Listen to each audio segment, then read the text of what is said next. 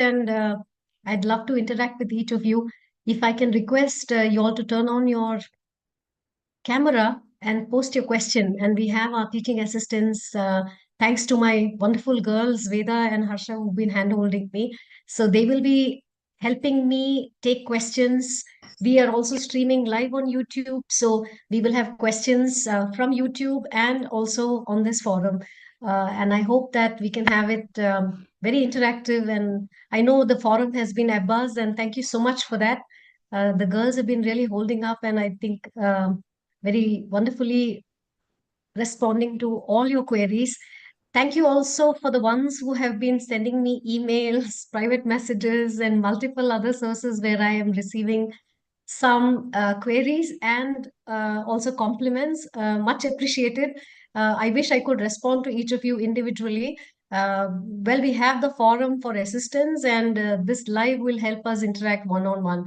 So, thank you again for joining us, and we'd love to take questions. So, please go on and let's get started.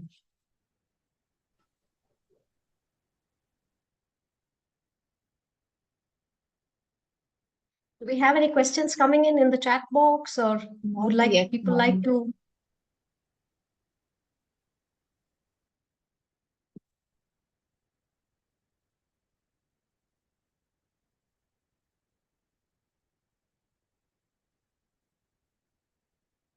Hi, good evening, ma'am. Hi, Am I Sheena. audible? Good evening. Yes, very much. Thank you for being the Okay. first, Yeah. the first participant. Please tell me. Good evening. I just want to know there is the teen. Is it good to take sports supplement, especially whey protein for teenagers, footballers? Actually, they are. I nowadays I can see that people are consuming after immediately after the workout. They will take 30 gram whey protein supplement. So, is it recommended for the teenagers, adolescents? So, Sheena, there are multiple factors we consider when we suggest a protein supplement. So, I would have liked some questions on energy metabolism, and I would have liked some questions related to food, me being a dietitian. But anyway, supplements are quite popular, and not a bad question to start with. So there are multiple, considerations that we take into account when we want to recommend a protein supplement. The right response will be to say why and what are the considerations will be when we think of a younger child consuming a protein supplement. Is there a deficiency of the protein intake from the diet? Is the child a vegetarian or a vegan athlete? Is in the peak season where they have a higher demand? Are they strength training and need a fast absorbing protein supplement where they cannot wait to go back home? In at least in Bangalore, I'm in Bangalore. So we have athletes who travel at least 1.5 hours one way to get home. They may not sometimes, it may not be always possible for them to eat immediately. So protein supplements can be useful in these conditions, particularly if the child is also always unwell. Because as you see in the protein supplement that we've discussed at length, and I'm sure I'm reiterating the same, responses here too, that if the child is unwell, poor immunity, because protein supplement, especially dairy based as whey, can offer you some branch and amino acids in one scoop as 5 grams. It can offer leucine, glutamine, multiple, nutrients that can be beneficial. So there may be multiple reasons why we want to use a supplement. And ethically, it will be right for us to discuss these parameters. And again, are we looking at, say, a dairy based supplement? Is the athlete a vegetarian, vegan, plant based? Who needs a plant based? And why and when will we use it? Can we periodize it and use it for a few sessions where the athlete can really optimize recovery, where, say, is strength training or has some very intense session or is unable to eat? So perhaps in younger children, it would be the right protocol to mix and match food along with the protein supplement need based in the peak season, because you could still carry some today after an intense workout. If you have also seen the lectures, when after training the requirement of sugar or your requirement of carbohydrate is high, Even consuming, say, a simple brand as our Nandini has for 20-30 rupees, a milkshake or a tetra pack of milkshake that can be easily sourced and carried. If there is a challenge to carry milkshakes, smoothies, and something from home, and now summer has started. So, the tendency of the curd or milk based items going sour or bad, then in that case, maybe it would be ethical to say, can we bridge the gap with the periodized use of supplement for some sessions where it's absolutely needed, be it strength training or an intense session, and then try and incorporate some food or even dairy based milkshake or chocolate milk.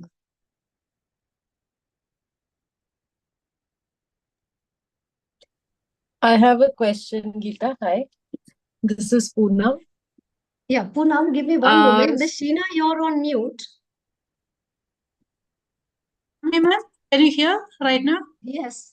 So I I can think see you've been conversing, but you were on mute, so we've lost you. Please tell me. yeah. No, I can see that teenagers after maybe influence of social media, or they are maybe taking that media level more.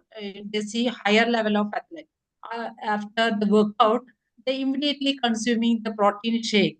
Even though it's safe to travel. No, in your the lecture also you mentioned it is no that when you're carrying that other milkshake or something like that, there is a chance to get spoiled.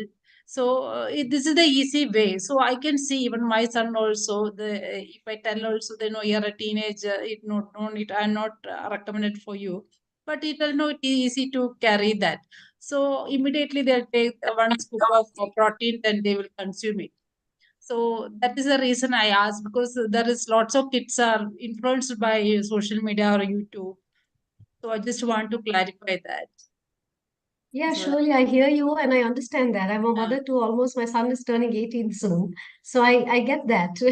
yeah. Though there are children So who even though consume they are enough very and go late, non-veg. as you told, no, it's very late.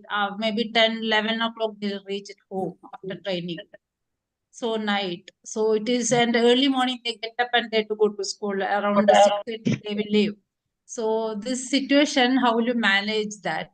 So just I thought that's the reason I thought of. I'll just clarify. Surely, like I already have mentioned, in slightly older children, there is a possibility to use them judiciously. But in younger children, definitely you don't need it. And the IOC consensus statement says less than 18 years of age, you don't use supplements, performance supplements.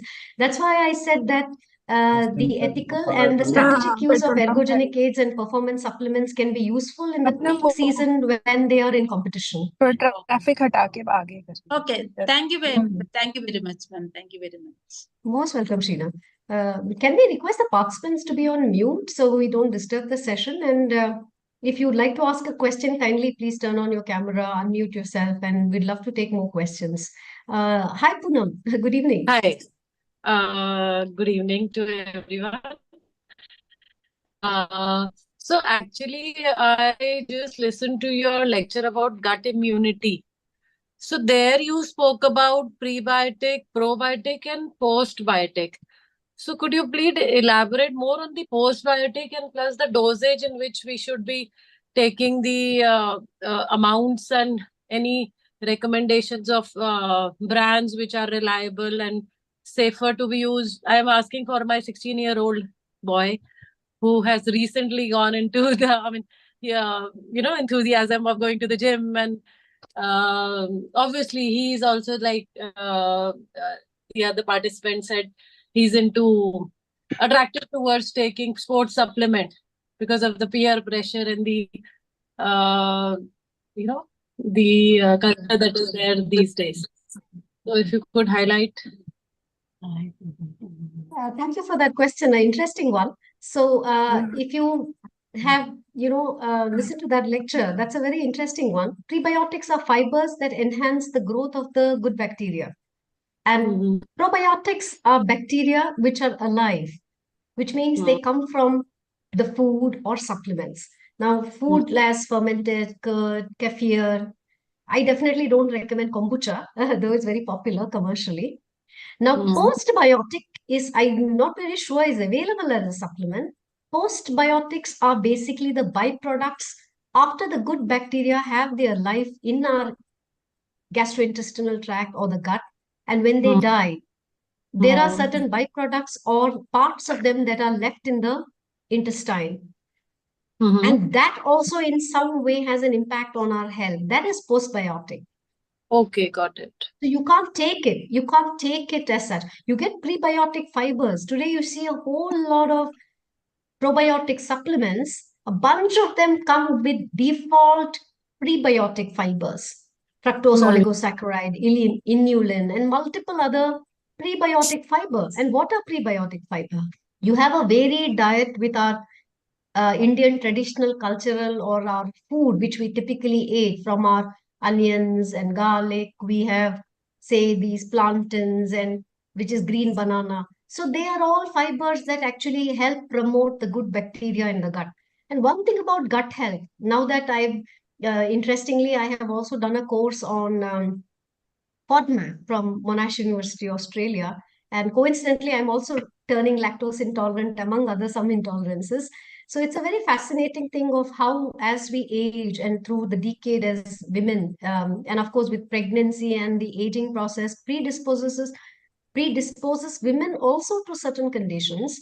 Considering I personally am firsthand dealing with these intolerances myself, and as per the IBS or the irritable bowel syndrome or the Monash course on FODMAP, fermentable oligodisaccharide, I mean, basically polyol, certain fermentable sugars.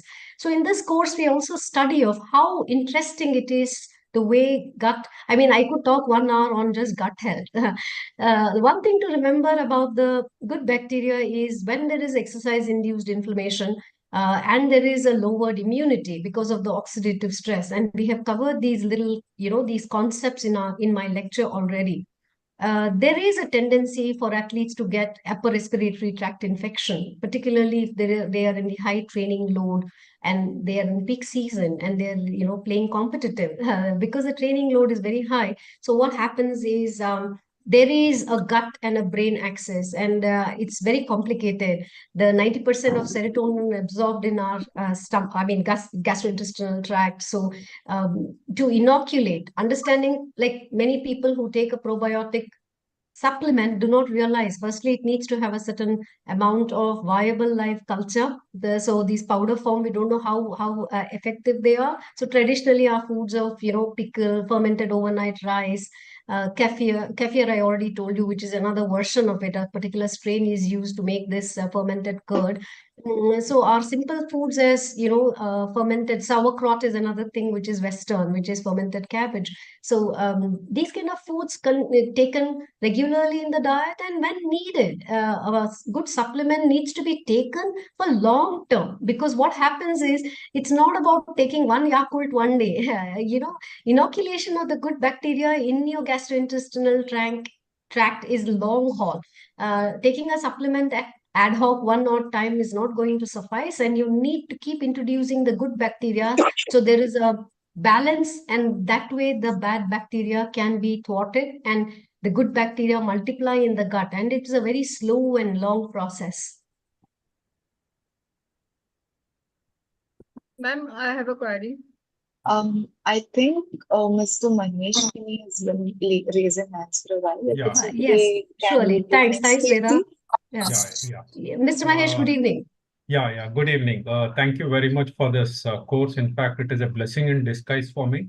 I am a working athlete and I'm 50 years and I've taken up ultra cycling recently, maybe around 5 years now. So yeah, this course is a blessing in disguise for me. One thing which question I had was, how often should we get this pathological test done? And what all the parameters should we include? Because see, as I told, I'm a working athlete. I'm not associated with any body or any, I am definitely associated with coach, but not an not a sports authority or something like that, where it is all written and checked. So I would hear from you. So typically as dietitians, if you see the initial chapter we have done on the assessments and the tools that we typically use, we would recommend blood parameters. Now, I'm not going into the, when you say pathological, I don't know what else are you referring to. I lack the expertise in that arena if you're referring to stool test and multiple other parameters. So when we look at blood parameters as dietitians, and of course, I'm a registered dietitian, so that's one of the toughest exams to clear, where we write 10 subjects. And at least I appeared for exam for 4 hours continuously. I mean, it is nothing short of your ultra endurance as cycling event. Considering that, yeah, it's very, very demanding, because we also study intense biochemistry and multiple other physiology and anatomy, and paper one is the toughest. So on that note, if you see the assessments, these blood parameters are very vital for us as dietitians, because we would like to correlate not just nutritional deficiencies as foundational nutrients, which I'm referring to as vitamin D, which has an impact not on musculoskeletal, but on immunity, the way you feel, your neurotransmitters, including irritable bowel syndrome to managing diabetes. So addressing deficiencies in terms of B12 or how B vitamins are needed for athletes in larger amounts, from the iron profile to B12, just to name a few. And then the periodic evaluation, because some of these nutrients uptake based on, somebody just asked me, I think Poonam asked me a question on gut health. Now, the absorption of these nutrients and bioavailability is very complicated. You may try to optimize certain levels as per the IOC consensus statement. Our recommendations for athletes are much, much higher. It may, for example, to give you a context, the B12 value, they say 250 pg per ml is normal, and then all the way over 900 is also normal. So you can already correlate what the wide range of 250 versus what 1,000 is, right? So even when and as you age, your B12 levels fall. If you're an athlete who trains multiple times, your B12 is getting exhausted. If you're a vegetarian or a vegan, very challenging to get enough adequate B12. So there are multiple factors that influence the levels in the blood, and hence I think periodically, anywhere between 3 to 4 months, if you exercise, it is good to intervene and re-evaluate your parameters if there is a nutritional intervention, particularly supplementation. And of course, when there is a need, when you work with a qualified sports dietitian or a sports physician, under the right guidance, you can also do injections or jabs, which are far more effective, which override your gut absorption and multiple other challenges, because bioavailability and what to absorb, microbiota is I mean, it's a whole different ball game, and I think I have fully not understood that either. Okay. Thank you very much. I had another question. Is it okay? Can I ask? Sorry, yes, we are here, and we can be here for as long as we have questions coming in. So please feel free.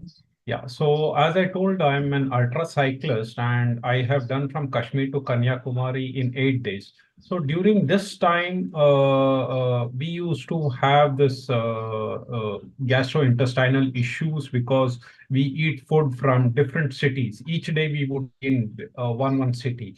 So is there any kind of liquid carbohydrates or energy where we can sustain for 7 to 8 days without losing weight or something like that? Interestingly, I'm assisting a gentleman who's 55 years, who was supposed to be doing the same Kashmir to Kanyakumari cycle ride. And I'm very fortunate. I have very, athletes all the way as young as 8 years and going up to 60 years. So, yeah, that's wonderful. Congratulations on that feat. I mean, it's not easy. And these endurance events are very demanding mentally and physically, because this gentleman told me that when he is in the event, they barely sleep 2-3 hours in the night, and they're up and about again. So sometimes you think we are the dietitians, we are there to share the knowledge and educate you, but many times it's also the athletes and clients who also educate us on what actually happens on the ground.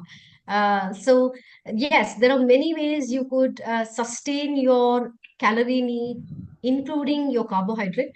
If you remember the chapter on endurance or on carbohydrates, we have talked of multiple strategies because it's not always possible to consume your rice cracker, puffed rice, laddu, bananas, dates.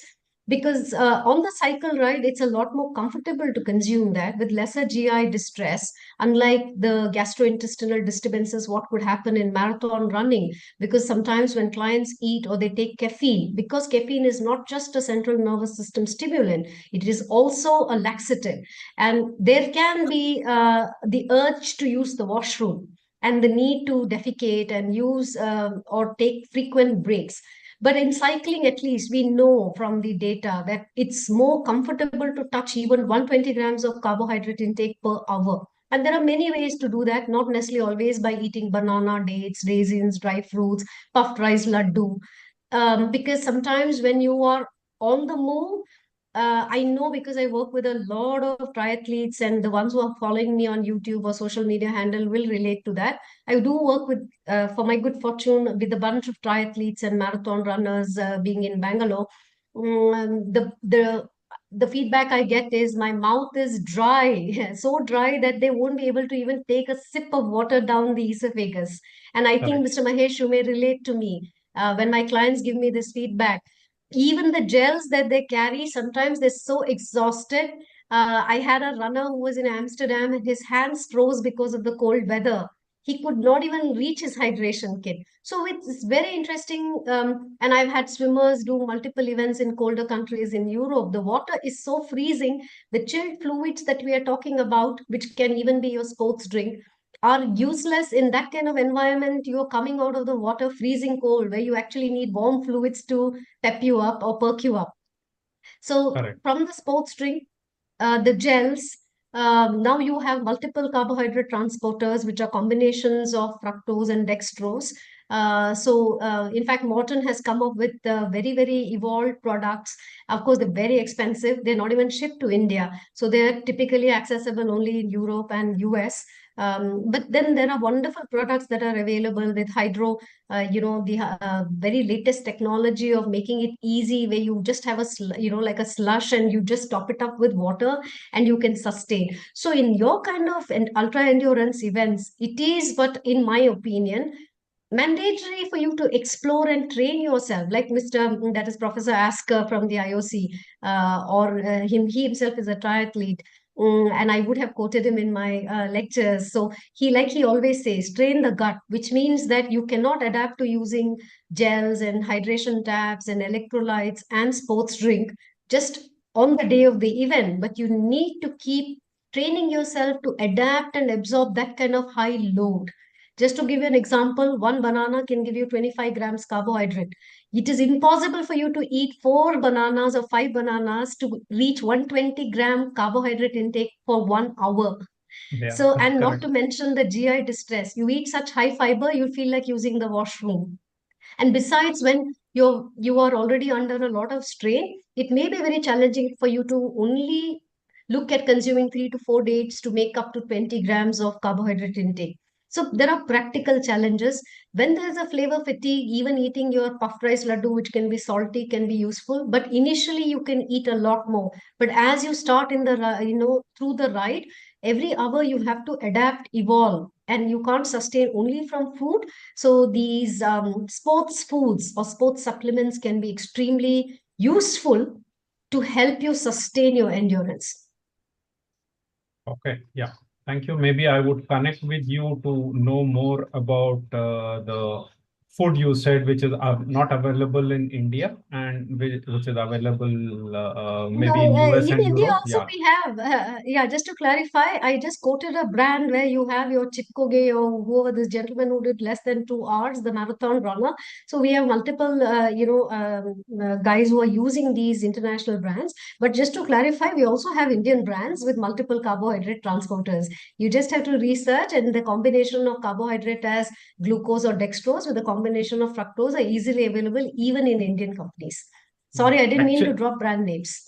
yeah. No. I actually I'm taking an Indian brand which has this carbohydrates, but yeah, in training you actually cannot take, because you train for 6 hours or 8 hours. Today morning was my 8 hours ride.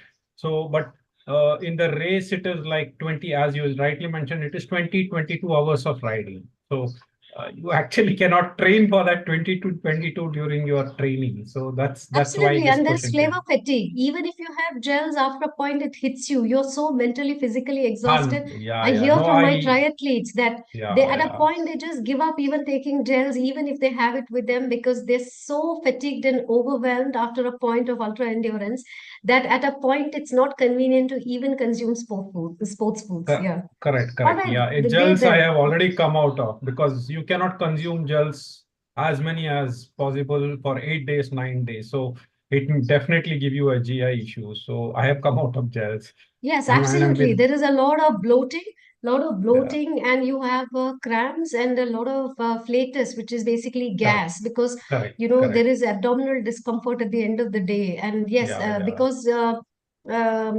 endurance events are inflammatory. Yeah, there is also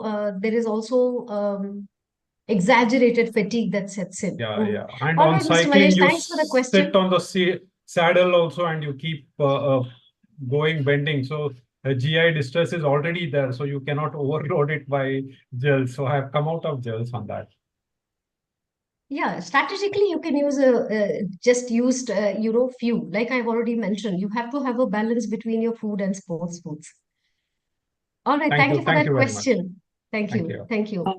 Ma'am, I think we can take Miss Kirti's question and then I'll read out the questions from the chat if that's okay. Oh, yeah, that'll be nice. Yes. Yes, Kirti. Hello, ma'am. This is Kirti. I'm a professional fitness trainer, so I just want to ask, like, if someone joined like gym or something fitness, okay, and they will come to me and then ask like, what should I eat, or like that questions. They just joined first day and they initially ask that type of question. So how to how I have to say to them, or like how can I handle? Yeah, well, it's wonderful that people focus on their exercise and fitness. So your question was that they jump into taking supplements and they'd like your assistance on that. Is See, that what most you? of people take supplements, right? And they want to ask like diet chart or something. They are not following that thing, but still they want to ask like, I want to follow these things. So how much time it will take? Like I just want to know. Right. I hope I comprehended your question right. So to clarify, I think see, we are dietitians, and I think we are there to improve their health and their performance, even if they're recreational athletes and gym goers.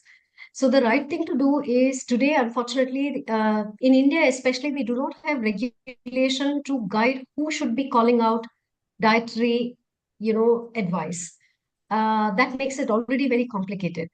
So, in the given scenario, it's always good to say that, of course, everybody knows you need to have a high protein diet, eat balanced meals. I think as a fitness trainer, I'm sure you're also well read on those aspects. And now you're doing my course, and I'm sure this education and knowledge is augmenting what you're already doing, right? Yes, And yes. it's a very scientific process. And I hope that our lecturers have very categorically called that out, to do the blood parameters, evaluate. We are not just dietitians, but we are clinical and therapeutic dietitians who look at medical nutrition therapy. If somebody has got metabolic syndrome, high weight issue, or where the weight has increased, they have high blood pressure, they have high elevated liver enzymes, high liver, visceral fat, blood sugars are elevated. That is classically a metabolic syndrome, and we have multiple ways that we address this as medical nutrition therapy. So we are not just looking at diet chart. In my experience, I have had some people who have enrolled with me for dietary consultation, and it is quite saddening to see that they have been misguided, misled. And typically, any client who is asked to purchase a supplement, especially, I'm just perhaps calling this out as a cautionary thing for everybody to be educated and well read. When they say take this supplement, you always have to be careful and do your due diligence and research the product, because many times there may be commercial gain in the way these supplements are sold, and that may not be the right choice of the supplement intake for you. Technically, you want to evaluate the person or the individual's blood parameters, look at their body composition, do an evaluation of their clinical symptoms and their dietary habits. And I think, as I have mentioned in the lecture, anybody who is qualified to do this, they will be the right people to say what should be the dose of vitamin D. Classically, I've seen in my experience, they come and say, gym instructor gave this. There may be banned Ayurvedic herbs, there may be banned substances, there are testosterone boosters. I've had, bodybuilders come and ask me, can you suggest a growth hormone injection? In our kind of work, we do not do that. Similarly, vitamin D, they are given a 60,000 sachet, not understanding what are their risks of hypercalcification, what is their age, is there an increase of the risk of the heart disease by hyper vitamin intake, which vitamin D can be toxic when taken ad hoc. I've known people who have accidentally taken vitamin D every day of 60,000 IU, not even understanding the repercussions of increase the risk of other parameters. So I think there definitely needs to be a conversation. And Kriti, though you are doing this course and it may equip you with the knowledge, but ideally you must always touch base or collaborate either with a sports dietitian or a sports physician, so that ethically, in India we need to practice the right way where we will not jeopardize the client. There have been Yes, yes, of times where course. somebody has been given a supplement and there has been a liver failure. I mean, we read this all the time. Somebody took a supplement and then they've had liver failure, not just understanding what can be life-threatening repercussions. So even in our kind of work, ideally, we will be doing our research and suggesting things which are extremely scientific and evidence-based, so that, at no point we can also be held legally liable. Okay, so ma'am, there is no, we can't make any plan for meal plan. See, the ones who have studied nutrition dietetics and have a master's in, say, advanced nutrition dietetics, and who study actually 5 to 8 years in studying dietetics and nutrition, trust me, after 22 years of work, which I'm officially starting tomorrow, I complete my 21st year of work, and tomorrow is April. So, considering I graduated in 2001, my post graduation in 2003, diet planning is intense and complicated. When we talk of even energy availability, when we say the minimum an athlete needs is 45 to 50 calorie per kg per kg of lean body mass. I don't even know if the participants understand, for an average reference man of 70 kgs is into 50, 7 5s are 3,500 calorie. I don't know when I have had a lot of requests when participants have also personally been writing to me. I wish they actually write on the forum. We have teaching assistants to support you with those queries. But nonetheless, I don't even know how you can actually plan a 3,500 calorie not having the educational background to diet planning. It's intense, because if we say we need carbohydrate and they're off season, we need 5 gram per kg body weight of carbohydrate. If we say he's strength training, you need 2 grams of protein per kg body weight. And you want to keep fat mass, maybe, or fat percentage, fat intake as low as less than 1% kg body weight. You know how technical it is? We're dealing with energy, carbs, proteins, then the fruit intake, vegetable intake. So even just doing the math, one average fruit, medium size, gives me 50 calorie. So it is a very complicated process which requires some educational background on what is meal planning, what is the right way of planning meal. In the past, I've had some clients who go to the gym and have been given a diet chart by a gym instructor who they pay per hour training, where they have been asked to eat 250 grams of boiled chicken breast and some vegetables on the side. And trust me, these clients lose like 5 kgs in the first month, and they lose their mind also. Literally, because you are on such carb-free diet. After a month, I think you lost your sanity. So this is what happens when you don't understand what is low energy availability, especially if you're an athlete, what is relative energy deficiency in sport. I've had clients who have lost their menstrual cycle, which is loss of menstruation, amenorrhea, over 3 months, which actually compromises their bone mineral density and also their muscle mass. Fat percentage goes up.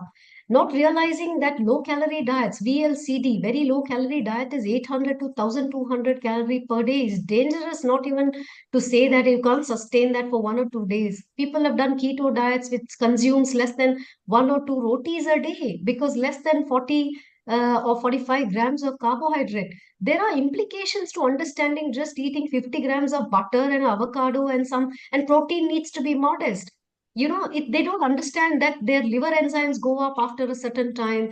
There is dyslipidemia. Their cholesterol is already high, which is low density lipoprotein. And with such high fat intake, and just all the time, just doing very high, fat itself, long term, long term studies have definitely, I think, not highlighted the side effects of high fat diets. Especially, I mean, ketosis is good. It helps people maintain their metabolic syndrome. Short term, there are acute and better results. But then, yeah, long term, definitely, this is my opinion, please.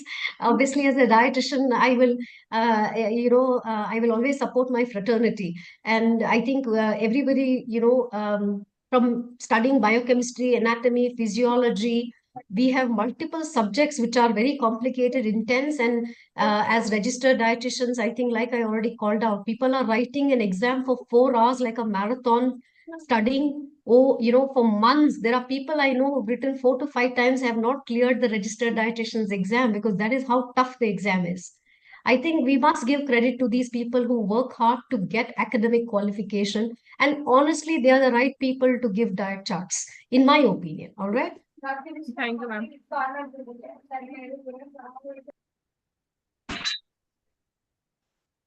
Veda, think shall we Aparna ma'am start has the also raised her hand. So maybe after this, we'll call out questions alternatively from Zoom and YouTube, if that's okay. Yes, yeah, sure. Who's going next? Yeah, hello. Hello, ma'am. I'm Aparna. Uh, First of all, I would say that whatever sessions up till now I have listened, they're very nice and interesting and enhancing my knowledge. I just wanted to know, in sports, ACL injury is very common, but during the recovery, how far is it useful to take the collagen supplement with vitamin C? Is it useful, and how long it should be taken? Thanks for asking that question, Aparna. A warm good evening to you. And yes, in these kind of ligament injuries, we know that, like I always give an analogy or an example. If you have two bricks and you want to lay two bricks, one over the other, what is important is to hold these bricks together is the cement in between, without which it will fall off. Okay, so what is important is that in these kind of injuries, the strategic use of the right type of collagen. In my opinion, I personally do believe collagen comes from animal source. So that's the bones and the scales of fish. And you need it in large amounts, as much as even 10 or 20 gram. So typically, I know in my practice, I have athletes with injury who come back to me and then they will say, hey, this is what my doc gave me. And then it's so funny. There will be like 0.5 gram of collagen in that tablet. Okay, so that obviously may not suffice. So it really depends on what is the injury, how serious is it, what is the need of that athlete. If there is an intense training session and the athlete needs to continue training, in my opinion, using it 1 hour prior to exercise and long term, nothing happens overnight. So using it for a continued sustained duration as long as even 2 or 3 months can not only enhance the strength of the collagen that can hold the bones in place, but it can preempt further injuries.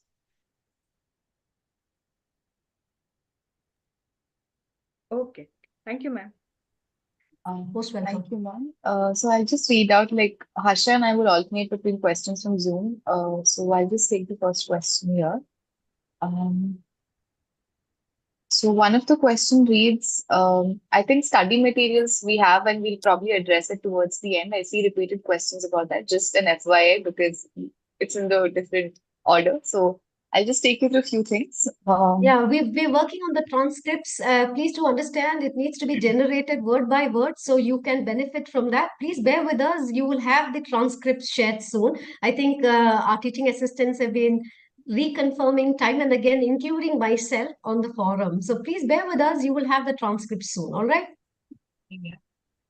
So one of the questions says, can you highlight a section on perimenopausal or menopausal women who are into endurance sports? Probably in future lectures, but this is a question. Maybe a couple of lines on this would be nice. Okay, so this is a very good question, and thanks for asking that.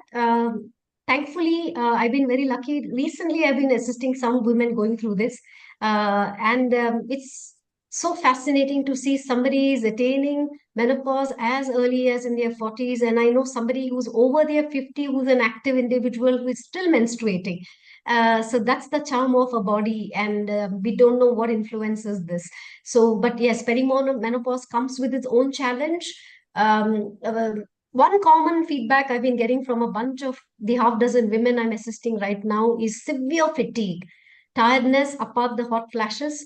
So we know soya can help. Soya, there are a lot of studies to say the soya milk and soya-based product because it has plant estrogen. Even from flaxseed, the plant estrogen can improve some menopausal symptoms. And what is important for women to remember is that when the menstruation stops, there is no more estrogen, and estrogen is what strengthens the bone mineral density and also is heart protective. So the risk of heart disease goes up in women, so they need to take care of their cholesterol parameters, continue leading an active life and exercise, and focus on especially weight bearing exercise, because to take care of their bone mineral density, and especially in that age, I'd like to reiterate one more time, doing aggressive vitamin D is dangerous because it can lead to hypercalcification of artery walls and increase the risk of heart disease. Many women have been misguided. So, in my opinion, I think it's important to take smaller doses of vitamin D along with the vitamin K2, MK7, because vitamin K can prevent the calcification of artery walls. So, these are some few things that they need to take care. I hope that helped you. Yeah, so I'll take the next question from YouTube.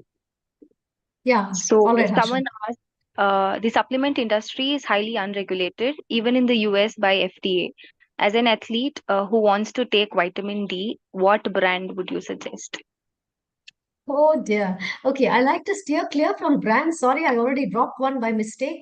So what is important for vitamin D is understanding who needs the vitamin D. I do deal or work with a lot of preteens and even adolescents. Now, vitamin D is a very tricky one. You need to understand who needs the vitamin D, who needs vitamin D injection, and can we double up the dose? Even if there is a pediatric dose, if the level is a single digit, which I see in many athletes, I rather give a larger dose that can enhance the absorption of vitamin D than have an athlete go through body aches, pains, have increased risk of bone injury and actually break a bone. I've seen adolescent children who are breaking bones. That means already there is a challenge of low vitamin D. And if you recollect the lectures that I've talked on, the ossification or a bone formation is maximum in puberty and it stops in your 20s, which means that unfortunately, I wish I knew better in my younger days.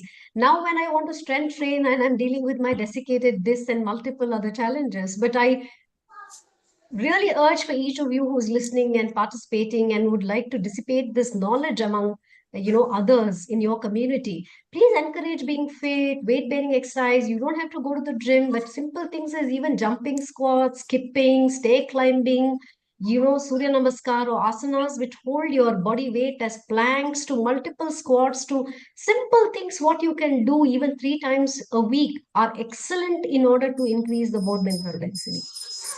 So yeah, vitamin D can vary in the dose and it is not the same for everybody, just to clarify. And in the previously, I just called out in perimenopause, or even for that matter, in a male where the risk of heart disease goes up in their 40s, overdoing high dose of vitamin D is dangerous. So please, you need a medical advice where you consult a qualified sports dietitian or a sports physician. And many times, unfortunately, they're just asked to take a 60,000 IU sachet without even understanding that it does not absorb. I mean, such heavy doses or large doses do not absorb ideally.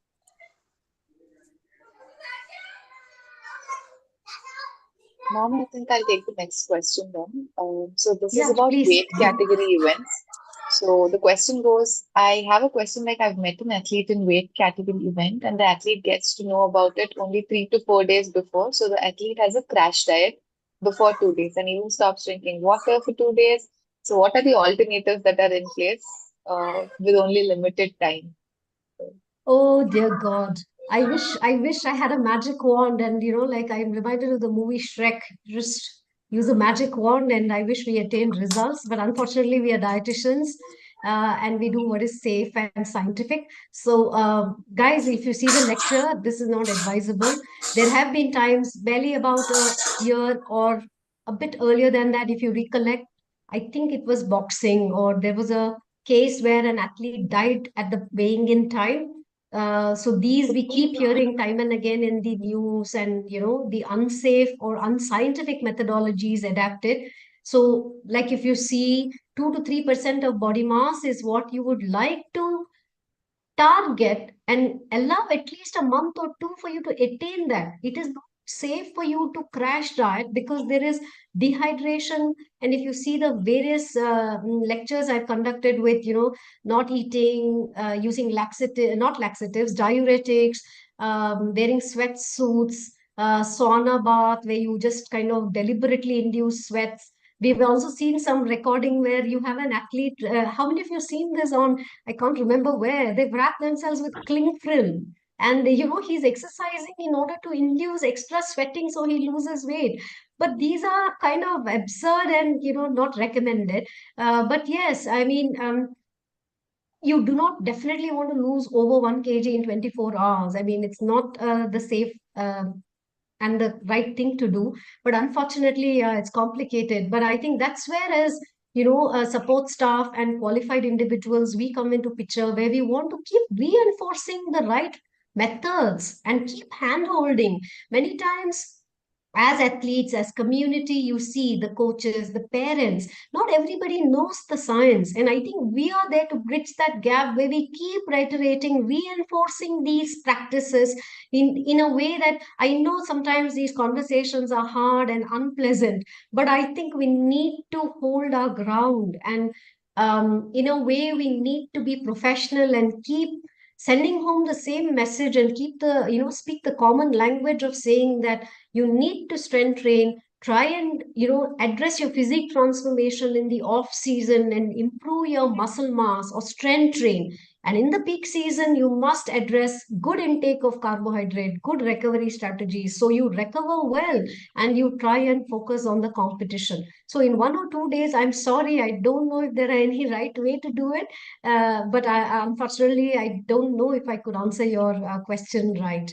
So in the hour of weight making, yes, you can marginally restrict your food intake, but again, after the weigh-in, you need to definitely optimize your high carbohydrate intake as high GI, high electrolyte hydration so that you are fully competent and capable to practice in the competition.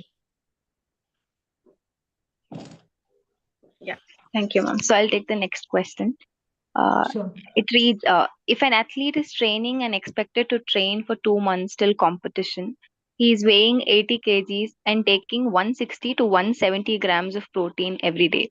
Can a body synthesize this much of protein daily?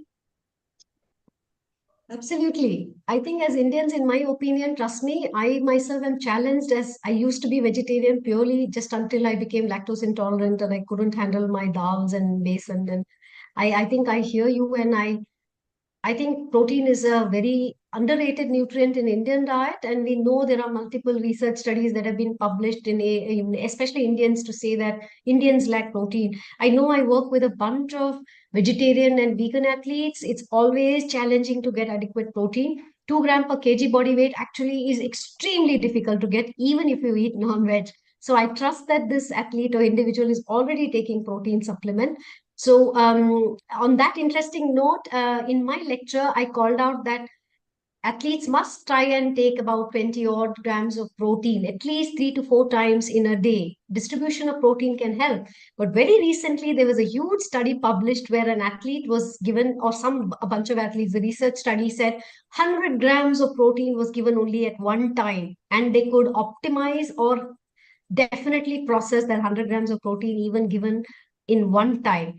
What is important is not just to take it multiple times, but even if 25 grams was taken 4 times and the target was 100 grams a day, and then if an athlete took it even just one time in the beginning of the day, if you remember, protein or muscle protein synthesis is very complicated, and we know by science or data to say that for the X number of protein you eat, I think as little as even 1 or 2 grams is what converts to muscle in the body. So it's a very, very complex process.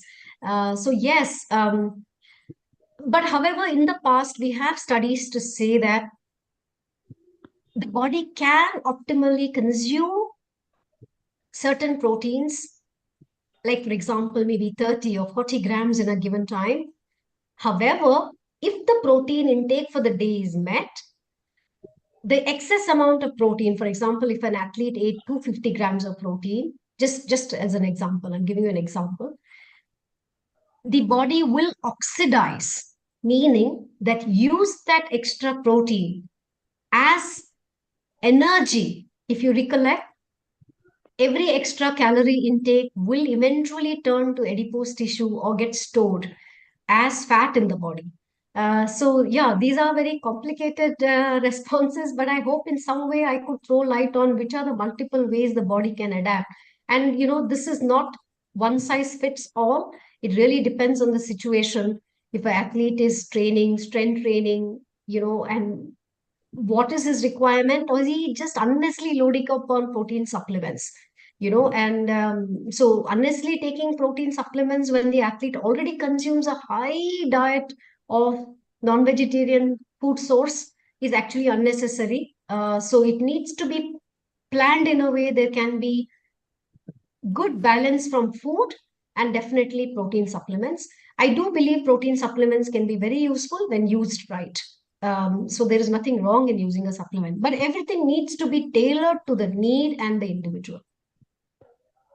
It was my question. Can I ask few more points about Yes, it? hi. Yeah, surely. Hi, Pankaj. Thank you, ma'am. First of all, I would like to thank you for being such a wonderful teacher you are. And further, I want to ask about, do we need to take an answer for liver to synthesize this much of protein, or efficiency of liver is compromised or something if we take 160 gram of protein? Okay, now that's a very complicated question. The liver function is the most crucial for existence, because from glycogen to glucose, glucose to glycogen, and vitamin metabolism to detoxification, liver has the most crucial function.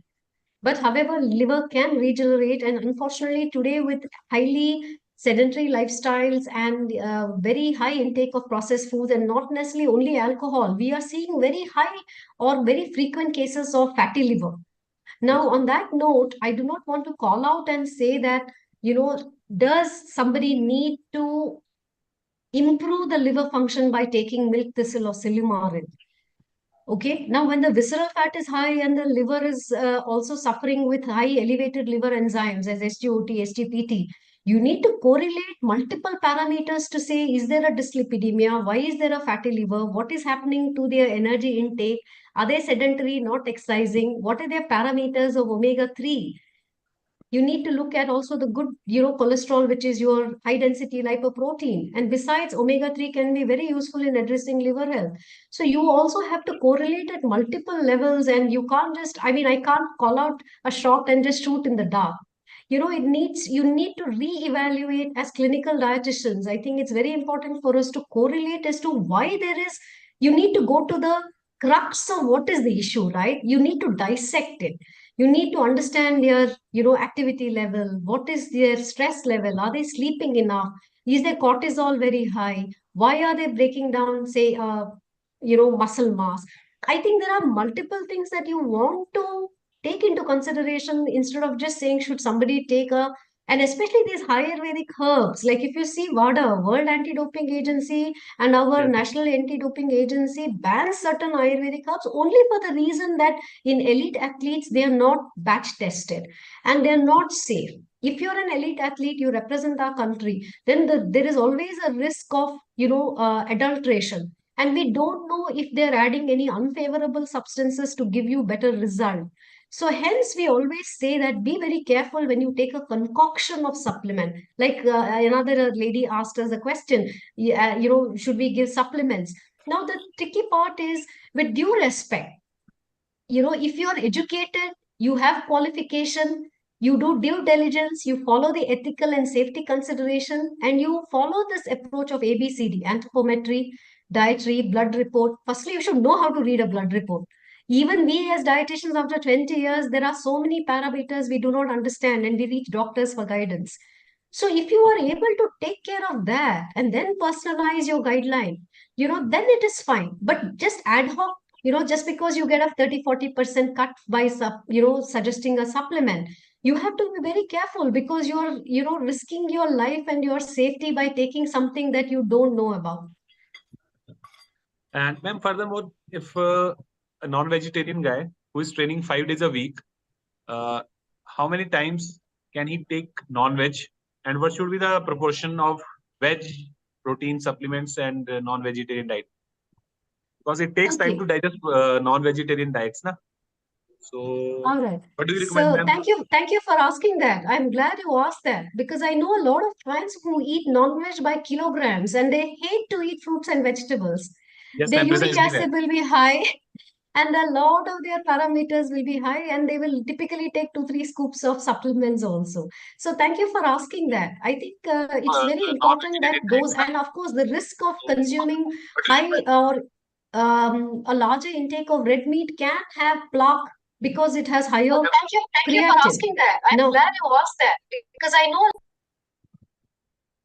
so as a thumb rule, we know that the ideal intake should be at least 4 to 5 serving of vegetables and another 2 to 3 serving of fruits. And trust me, I myself fall short of that most days.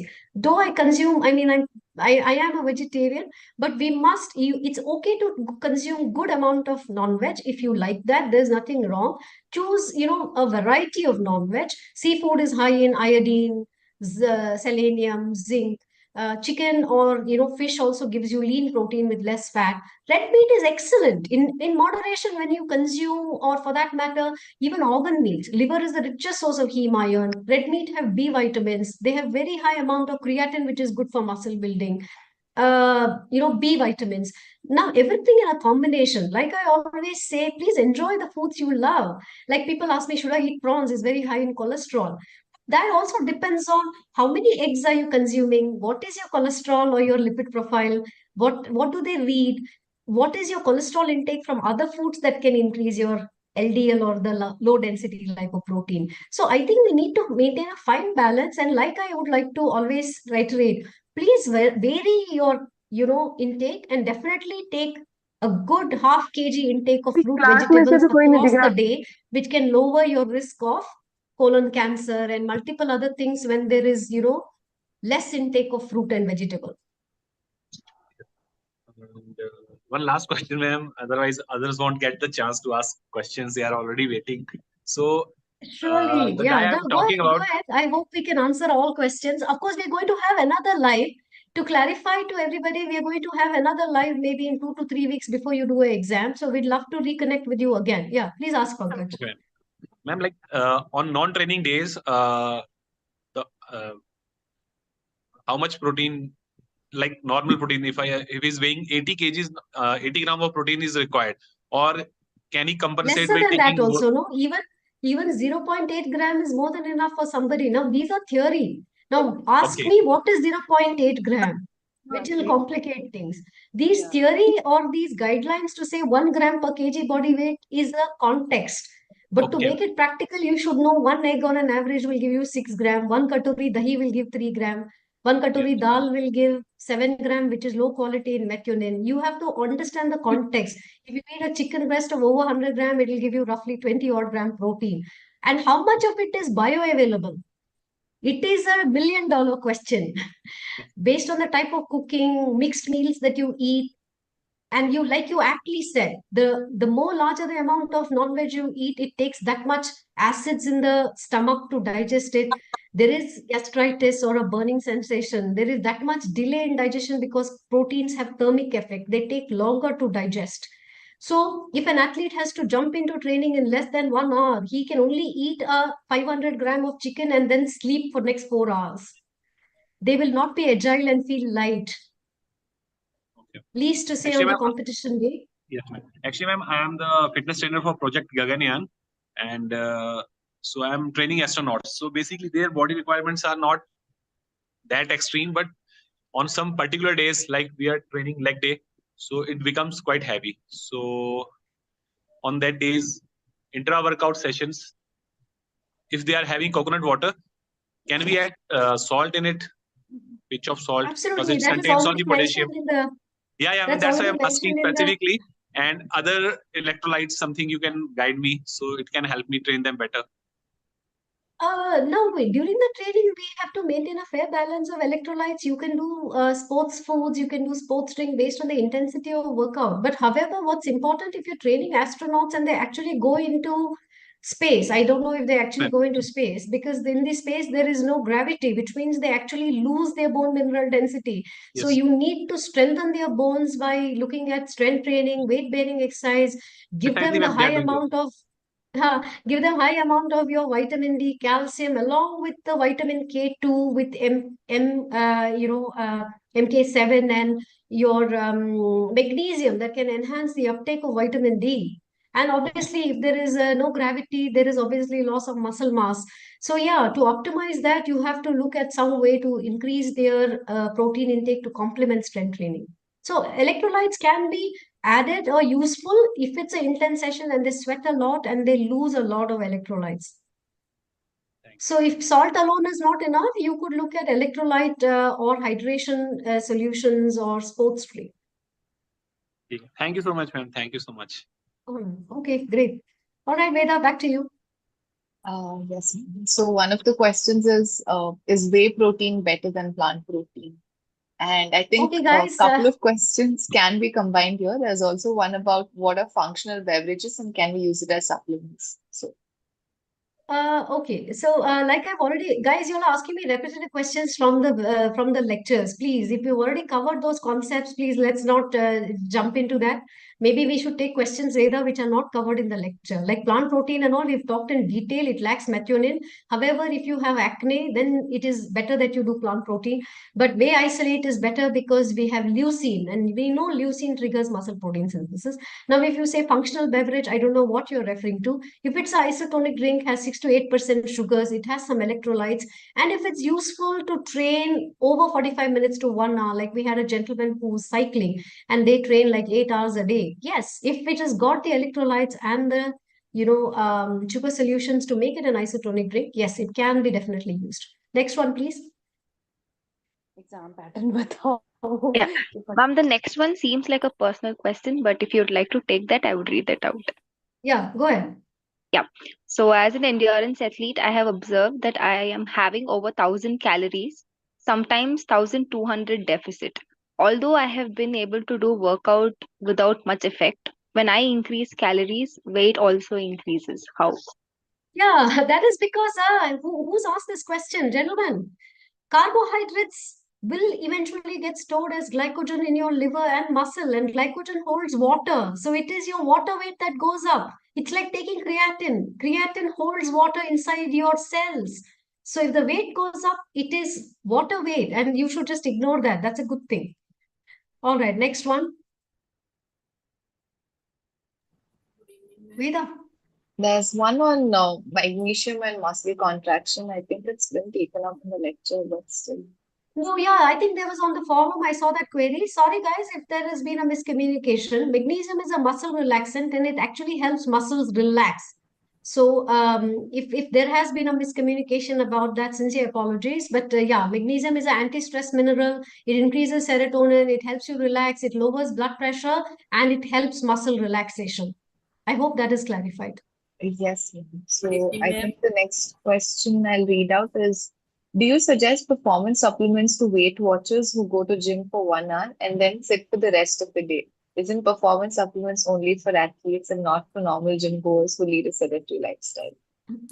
Okay, well, that's guys, you're asking me very repetitive questions. If a person gyms and he has a need to complement the protein intake, which is fast absorbing, once a way isolate, and can optimize muscle protein synthesis to complement strength training, it can definitely be taken. Particularly if there's a shortage of protein in the diet, cannot eat non-veg, has no access to food. I deal with a bunch of bachelors who strength train, they do intermittent fasting, keto diet, and they typically have no access to food and they either live off or eat outside. So it really depends on who needs it, and if it is a value addition, why not? It can be effectively used, and it's nothing wrong in using a protein supplement even if you lead a sedentary lifestyle, as long as it can help you improve your muscle mass, help you get your protein intake for the day. If there is a shortage, just to clarify, like I always say, we are dietitians, we always say the food first approach. Please eat your meals first.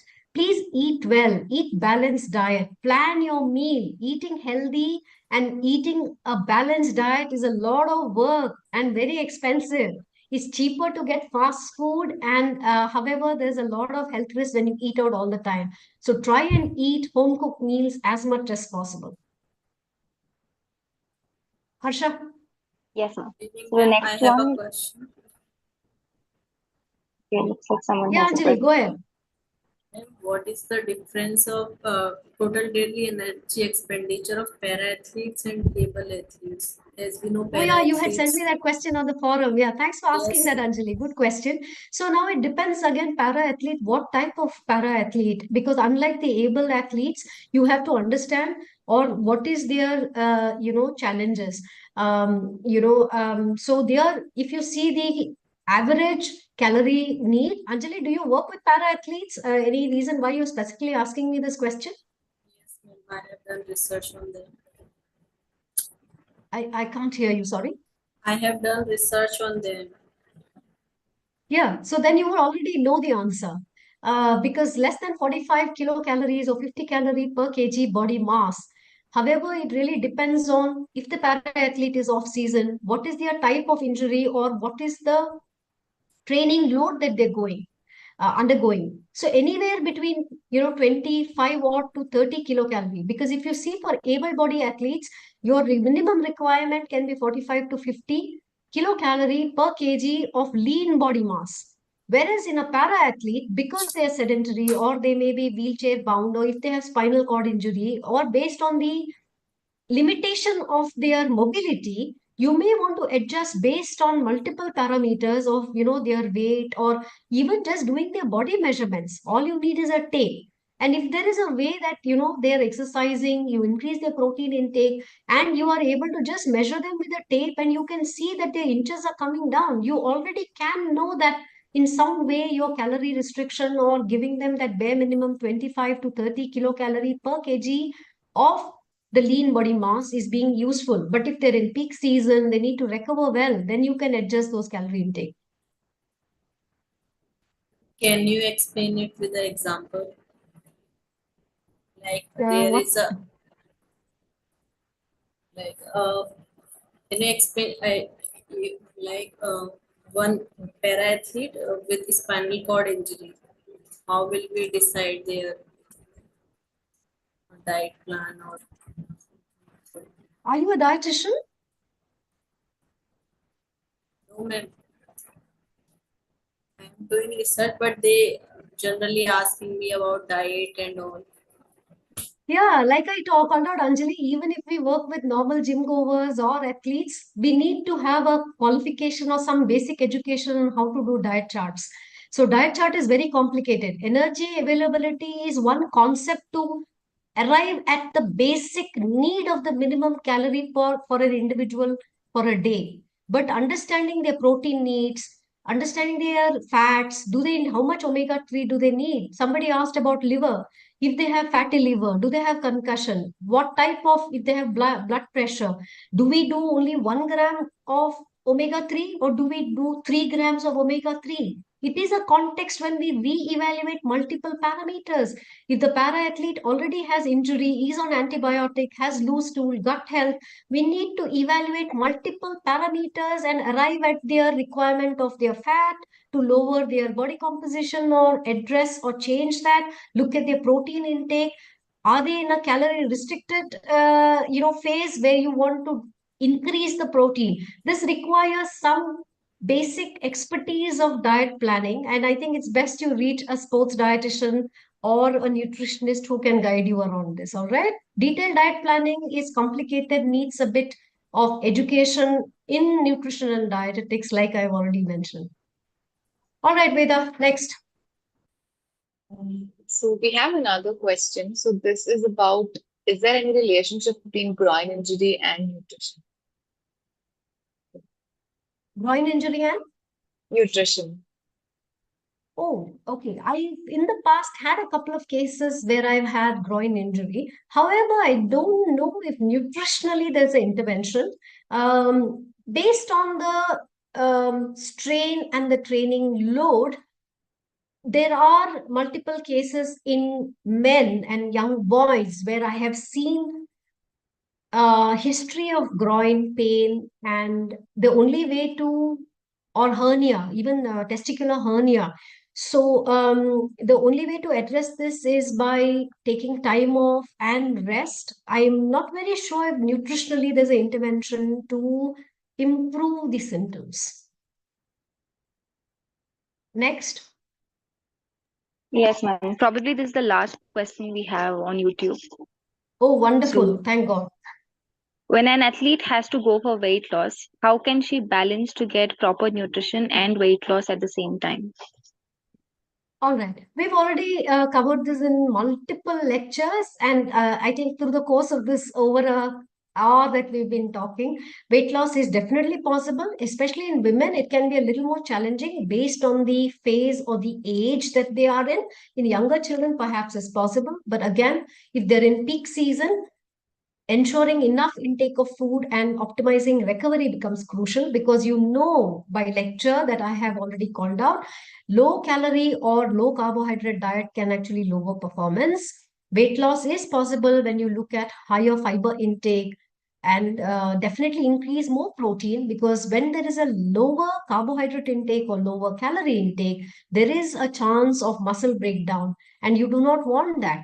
So increasing proteins that can get oxidized just like carbohydrate for food, which I just mentioned, by enhancing the protein amount in the diet, you can somewhere compensate for low carbohydrate intake. Yes, and due course with strength training and looking at body composition transformation gradually in the weeks, you can definitely address weight loss. And when I say weight loss, we are looking to lower fat mass, increasing muscle. Weight loss alone is not the right criteria. You are on creatine, you're on a carbohydrate loading diet chart. We got 16 lakh. 16 lakh. If you are already on a high carb diet based on the phase, or you are just in the lineup to a competition, high carbohydrate can hold even 2.7 molecules of water, and the weight goes up. If you're on creatine, weight goes up. If you are strength training, there are micro tears in the muscle fiber, it retains water, weight goes up. So weight is not a criteria for evaluating. Please do focus on muscle mass. That is where I think I've recently done a kinanthropometry and a skin fold. You can do bioelectrical impedance.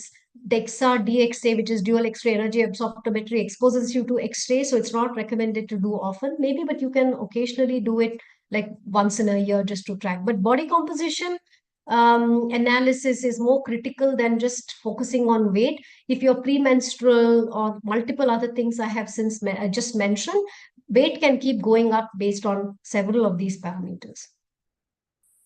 So I see Miss Pungodi ma'am. So good evening, ma'am. I hope she is still there. All right. Are we good to close? So I would like for everybody Ma'am, to, I think there are yeah. a couple of more questions. I mean, interesting ones. So I'm just going to read it out. Oh, yes, yes. Go So, ahead. Go ahead. so one of the questions is, what type of protein can I recommend for athletes who are suffering with uric acid or gout, like excessive uric acid secretion or gout? Is it safe to recommend a protein supplement for them?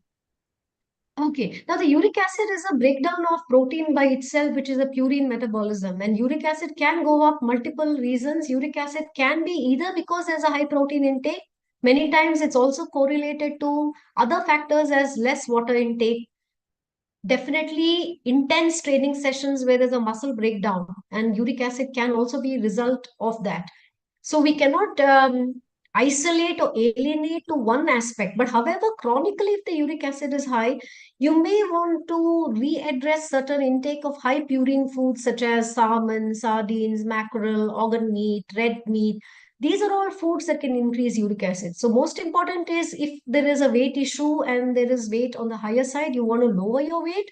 That can help address uric acid. Consume enough water, have enough recovery or rest period, and unnecessary protein supplement must be avoided because the higher load of protein is not needed. If there is no need and you don't strength train, or if there is no need for a protein supplement, then please moderate that and give your liver and kidney some rest.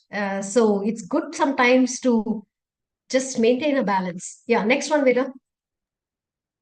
So how to deal with preteen child athletes because sometimes they are fussy about foods. So what could be the possible strategies? Maybe this How could to? be the last question. How, like, what could be the possible strategies to work with like fussy eaters who are like child athletes? Okay. Oh, yes. I work with a bunch of children, trust me, and I have to work with the parent community too. So, yeah, fussy children likes, dislikes, it doesn't look all right, it doesn't taste all right, it doesn't look appetizing, the palatability issue, it's never ending. So, yeah, it requires a lot of patience, and I know I'm a mother, I've been there, done that, gone through that. So, yeah, huge respect and applause to the mothers who work in, day out to take care of children and athletes. It's a thankless job. On that note, you have to be creative. I've known mothers who gave the same damn thing to the child. They will give the same rice, dal, sabzi because that is what they grew up eating culturally. There's no variety, there's no creativity in cuisine. There is nothing called as innovation. If the child doesn't eat palak, please make palak roti. If the child doesn't eat fish, please make fish cutlet. You have to some way be open to adapt. And of course, as children, if we work with children, I definitely do pep talk even to the child and say, please, if you need to fuel your body, kindly don't complain. Look at it like you want to improve your food intake. Especially we have clients where they're vegetarian athletes, and trust me, they go to an international event, they're only sobbing because there is no food to eat. Everybody is gallivanting and rejoicing in eating the local cuisine, and we have vegetarian athletes sending me a message, man, this is my food, I have nothing to eat. So please, if you are a little more creative, open, and encourage children, and children themselves also must be a little more open. So I think yeah, there's no one answer to this, but yes, if in some way you can also adapt and encourage different eating practices, there is some way that the child can be open to exploring some interesting new cuisine. Yes, ma'am. I think that's about major questions. There are few on vitamin A supplementation, basically asking should we go for a retinol or a beta carotene supplement? Okay, I saw one question by Sohini. It says dietary fiber. Dietary fiber can cause a lot of flatus. So, yes, a high amount of oxalates. And when we eat fiber, there are other challenges with high fiber diet. So, sometimes there can be nutrient interaction. One thing is also that if you increase your fiber and don't take enough water, it can lead to constipation. So, everything in moderation. Some athletes go overboard when we initially suggest a weight loss plan and we say high protein, high fiber. They eat so much salad and pulses and legumes and chana, everything in one meal, that then they are totally in agony. So I think a slow, steady approach and increasing it gradually can help. Sorry, Veda, I missed your question. This was on vitamin A supplementation. Should we go for a retinol supplement or a beta carotene supplement? is the Oh, question. vitamin A. You have vitamin A in a diverse way of from retinol, from dairy, non-veg to your carrots. If you see from my childhood days, there was always this carrot dangling in front of you to eat your vitamin A, which is beta carotene. I don't see a reason why you need a supplement for vitamin A unless and until you are in Sahara or caught like Vasco da Gama on a voyage where you have no fruit vegetable. I don't think there is a need for vitamin A in my opinion, but this is my take.